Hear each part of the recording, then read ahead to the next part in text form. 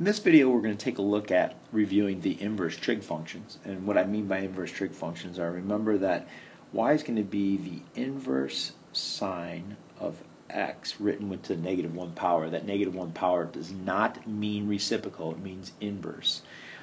If and only if, and IFF means if and only if, x equals the sine of y. And remember what inverse does is it switches x and y. That's what it does.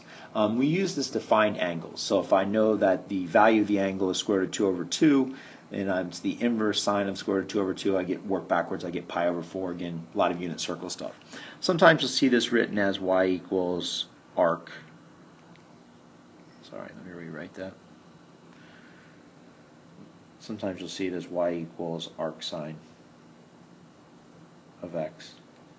And the restrictions on inverse sine of x is that the inverse sine of x only exists in quadrant 4 and in quadrant 1. So the angle has to fall between negative pi over 2 is less than or equal to y, which is less than or equal to pi over 2.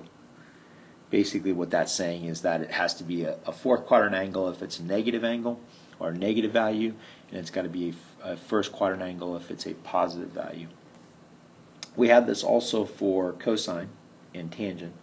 So y equals inverse cosine of x if and only if x equals the cosine of y. You could also write that as y equals the arc cosine of x. Remember for cosine, if it's negative, or excuse me, if it's positive, it falls in the first quadrant again. And if it's negative, it falls in the second quadrant. Our final inverse trig function is our tangent. Y equals the inverse tangent of x if and only if x equals the tangent of y. This can be written as arc, so y can be arc tangent of x. And inverse tangent is similar to inverse sine.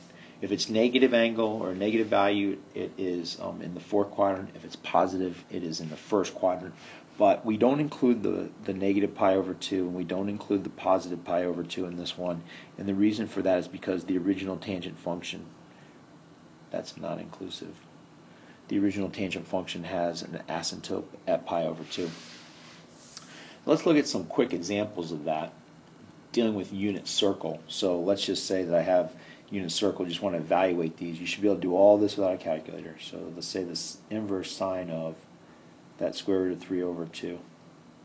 Inverse sine of square root of 3 over 2. It's positive, so it's a first quadrant angle. Where in the first quadrant is sine square root of 3 over 2? Pi over 6. Only place. No, I'm lying. Pi over 3. Wow, that was bad. If let's say that I had changed that and I just did inverse sine of negative square root of 3 over 2. Inverse sine of negative square root of 3 over 2 is negative pi over 3. And that's the only acceptable answer because of the domain of the sine function. It has to fall between negative pi over 2 and positive pi over 2. I would never give that angle as, say, 5 pi over 3. Or, for instance, I wouldn't give that angle as 4 pi over 3. That's not included. It's not in the right domain. So if you had something like, let's say, the inverse cosine of negative 1/2, okay, that has to be in the second quadrant because the inverse cosine is only defined in quadrant 1 and quadrant 2. The inverse cosine of negative 1/2, it's got to be a second quadrant angle. And where in the second quadrant is the cosine 1/2? 2 pi over 3. Okay, and the same idea with tangent. You could have like inverse tangent of, let's say, negative 1. Which quadrant is that in? Quadrant 4. Okay.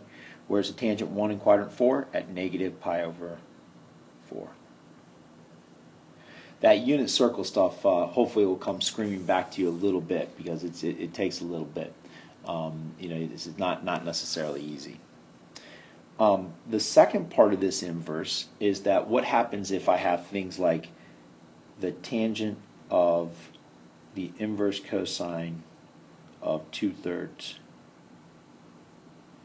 in these type of examples, what happens is not a unit circle angle. Now I need to draw the right triangle. The cosine of inverse cosine of 2/3 is defined in the first quadrant.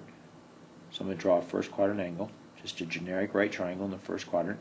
The cosine of being 2/3 means that the x value is 2, the r value is 3, and then by Pythagorean theorem I can find that the y value is the square root of 5. Now what this question is asking is, what is the tangent of that angle? The tangent of that angle is the y value divided by the x value, or the square root of 5 over 2. That's a really bad 5. I can also replace some of them with an x, so somewhere down the road, let me see if I can find one here. What if we have something like this, that, I'm trying to get there.